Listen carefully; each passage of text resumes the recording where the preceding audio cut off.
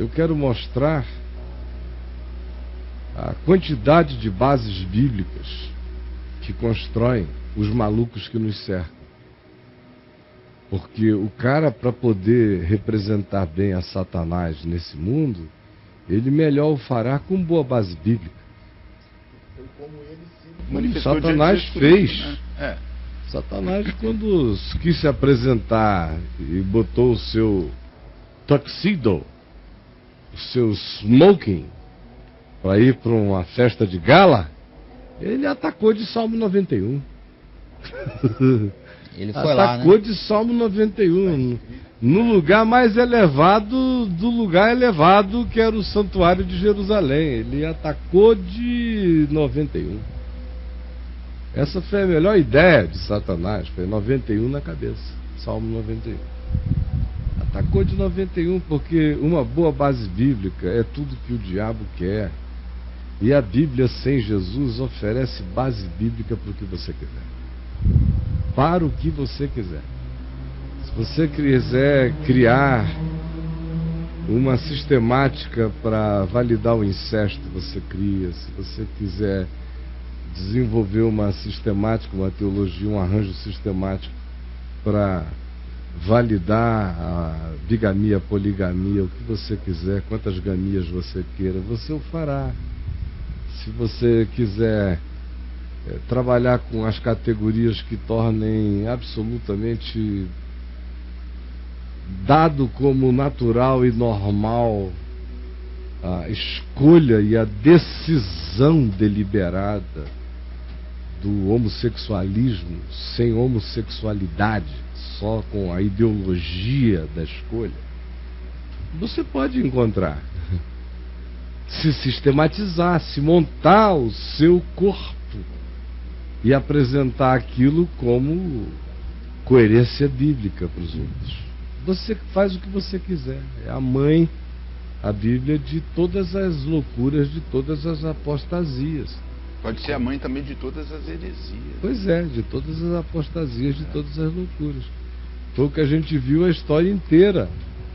E viu como, desde o livro do Gênesis, que o próprio Gênesis nos indica como é desejo de Satanás se utilizar da palavra de Deus contra a palavra de Deus.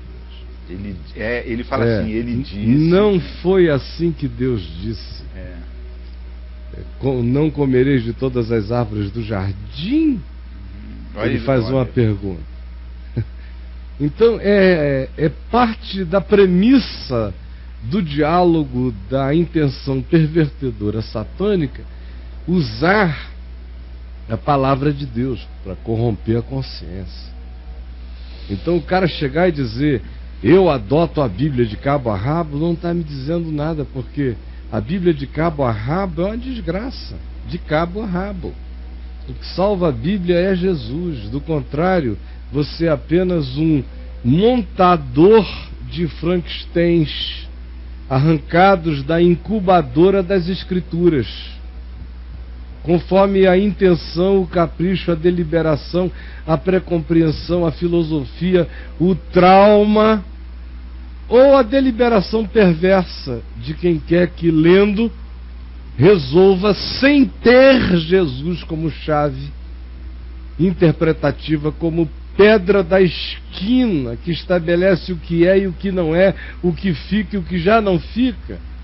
Quem quer que, não tendo isso, vá ler a Escritura e nela vá trabalhar com as categorias da busca de coerência entre temas, vai produzir monstros horrorosos. E tudo, como diz esse cara que você vai ver agora nessa matéria, que vem aí do centro de São Paulo, dizendo: está tudo escrito na Bíblia. Está tudo escrito na Bíblia. Olha só, como tudo escrito na Bíblia pode produzir isso aí. Olha aí. Trabalha de domingo a sexta no centro de Guarulhos. Apesar de querer viver como nos tempos de Jesus Cristo, teve que aprender a lidar com um objeto que não existia há 2000 anos, o relógio de pulso. Ganha entre 70 e 100 reais por dia, fazendo concertos e vendendo acessórios de celular. Nós temos que cumprir com o quarto mandamento da lei de Deus, que ordena a todo ser humano trabalhar 6 dias e descansar o 7º dia.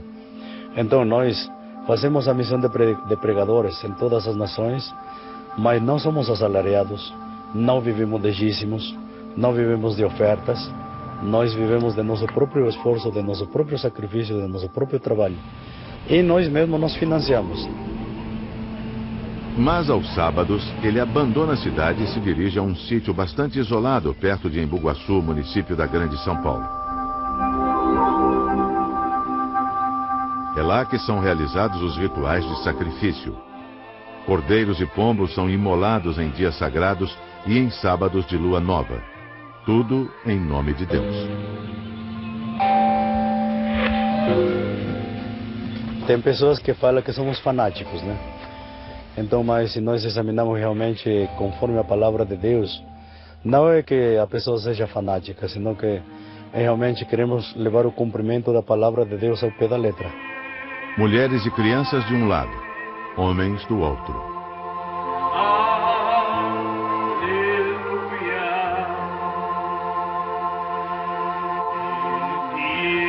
No ano de 1956, se deu um maravilhoso acontecimento, onde um homem chamado Ezequiel Ataucusi Gamonal foi arrebatado ao 3º céu, onde recebeu do próprio Deus, o Criador do Universo, estes 10 mandamentos.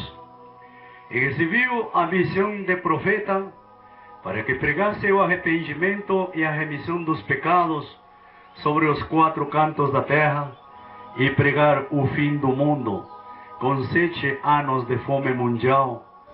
Enquanto as orações são feitas, o animal é preparado para ser oferecido. Para Marim é muito natural que isso aconteça. Nós sabemos hoje em dia, pela palavra de Deus, que cada dia aparecerão doenças incuráveis. A ciência médica não poderá mais curar. Escrito na Bíblia, né? No livro de Jó, capítulo 13, verso 4. Deuteronômio, capítulo 28, versos 58 ou 61. Aparecerão doenças incuráveis, que não terá mais cura. A razão é que Deus tirará a sabedoria dos entendidos. Então a única maneira, a única cura que vão ter o ser humano de 15 anos vai ser só pela fé. Só pela fé, oferecendo sacrifício a Deus, mas tudo é pela fé. Tudo está escrito na Bíblia. Tudo na Bíblia.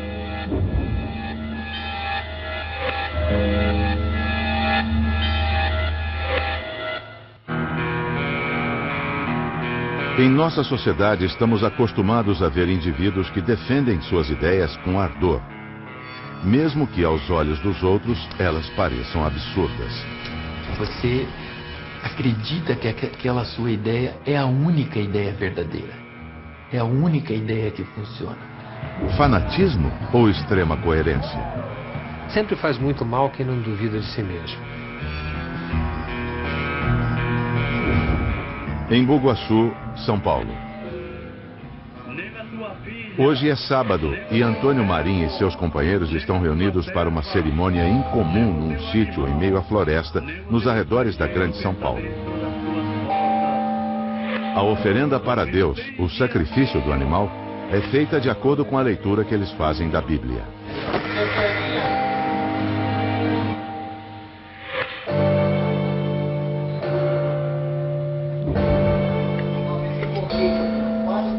Esta é uma congregação de que para nós o que mais importa é a prática da lei conforme ela está.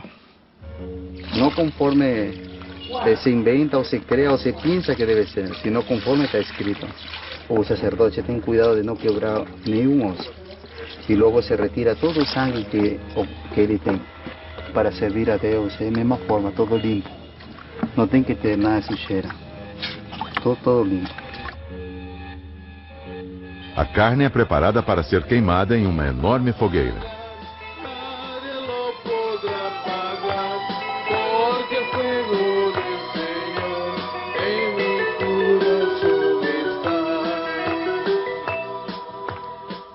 Na Escritura está estipulado que este é o pão de Deus. Você vê que tudo aí é na Escritura, está tudo escrito na Bíblia, na Palavra de Deus. Não faltam todos os jargões de afirmação de centralidade absoluta e regulamentadora da Bíblia. E vejam como isso e nada é a mesma coisa. Se você não tem o eixo de Jesus como chave interpretativa, pedra da esquina, pela qual tudo é avariado, você volta ao primitivismo mais maluco, como eles fizeram, e não faltarão referências bíblicas para amparar a mente desejosa de viver a paganidade daquela expressão cultica.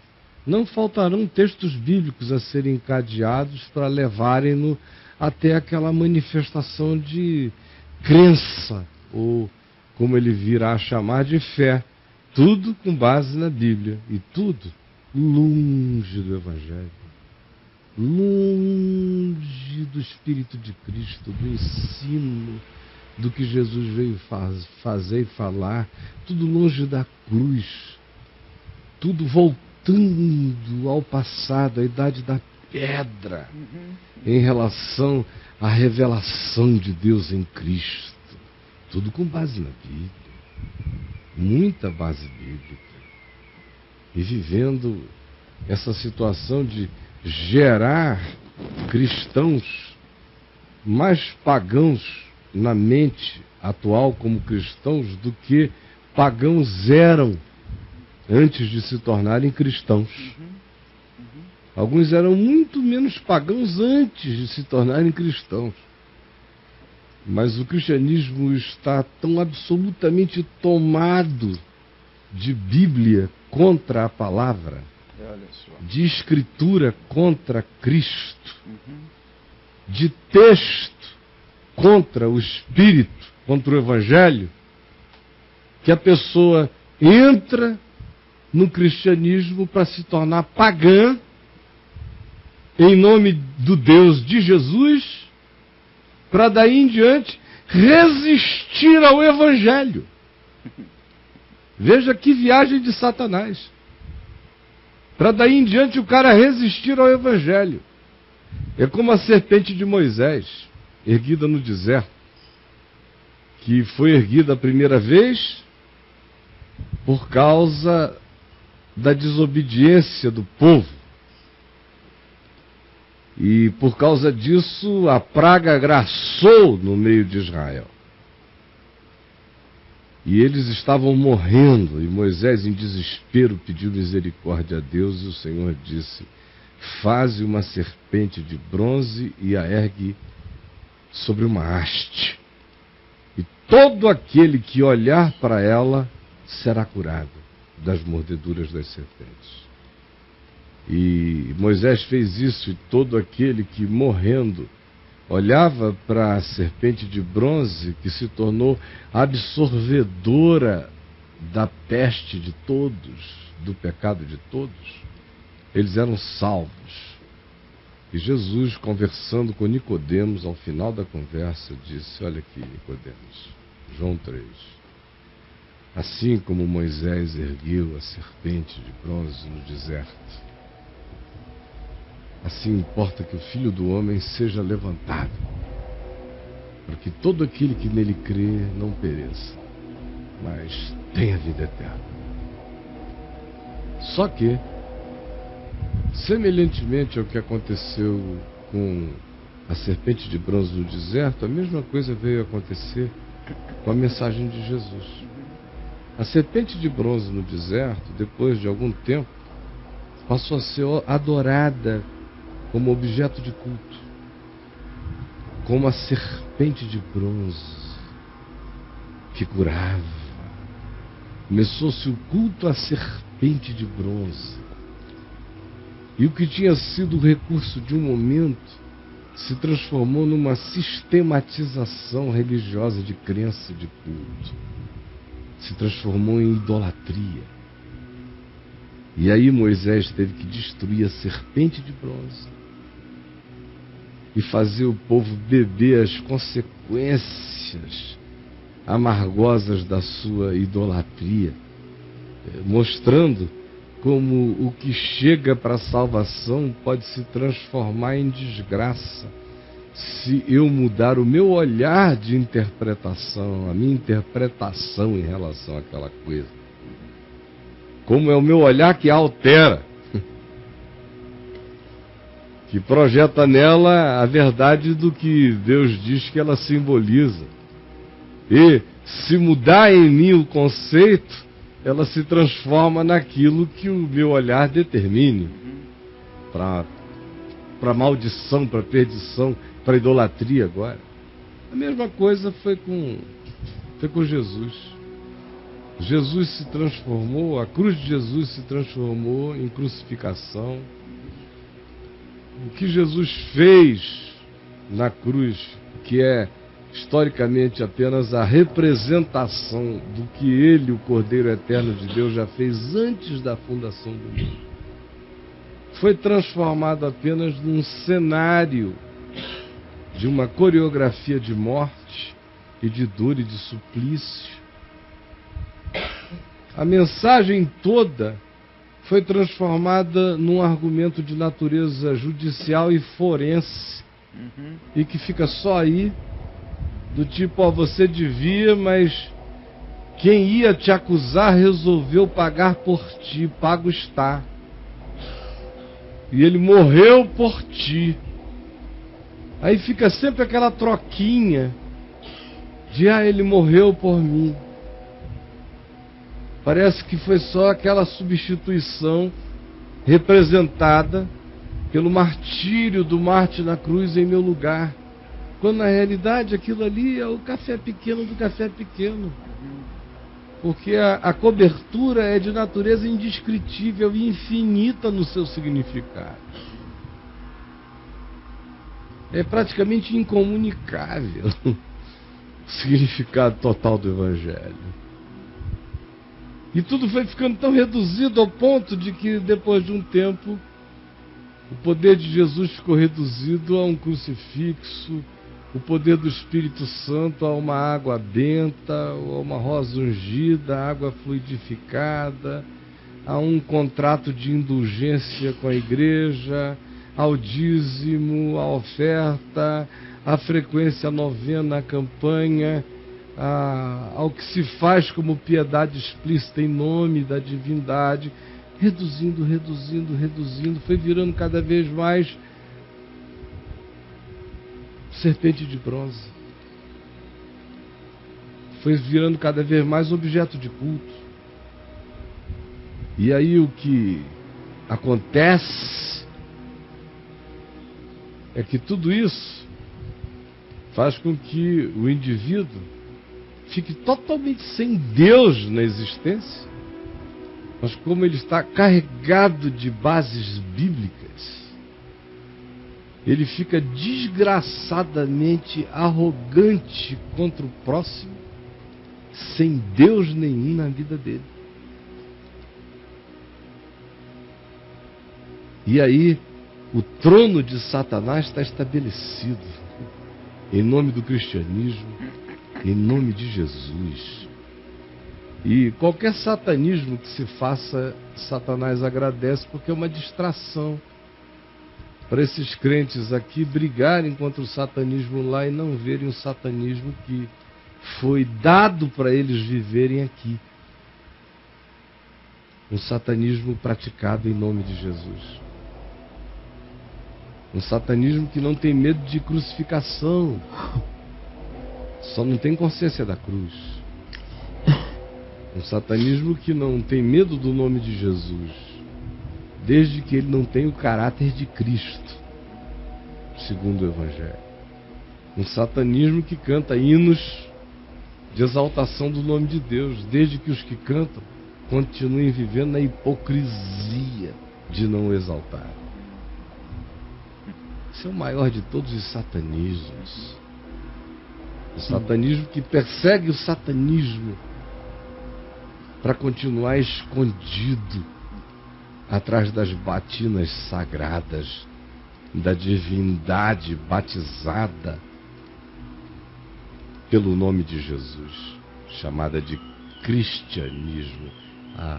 O sistema do Cristo. O cristianismo é o sistema do Cristo. Esse é o cristianismo, o ismo, esse sistema do Cristo. É a máquina do Cristo. É o satanismo. Gente.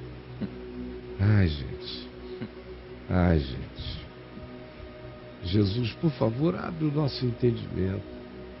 Não para ninguém ficar magoado com nada, mas para ninguém se enganar com o que não é Deus. Para ninguém dar o coração ao que não é Evangelho. Para que ninguém, em nome da Bíblia, se distancie da verdade. Em nome de muita Bíblia, fique longe do Evangelho. Em nome de toda a Bíblia, não abrace a única realidade acerca da qual a Bíblia veio dar testemunho, que é aquela que afirma que Cristo em nós é a esperança da nossa glória em Deus. Amém. Por favor, dá-nos essa consciência e tira de nós todo o medo satânico plantado contra a simplicidade desta verdade, que eu te peço não possa mais ser controlada no coração de ninguém, nem no entendimento de ninguém. Eu te peço, em nome de Jesus. Amém. Amém.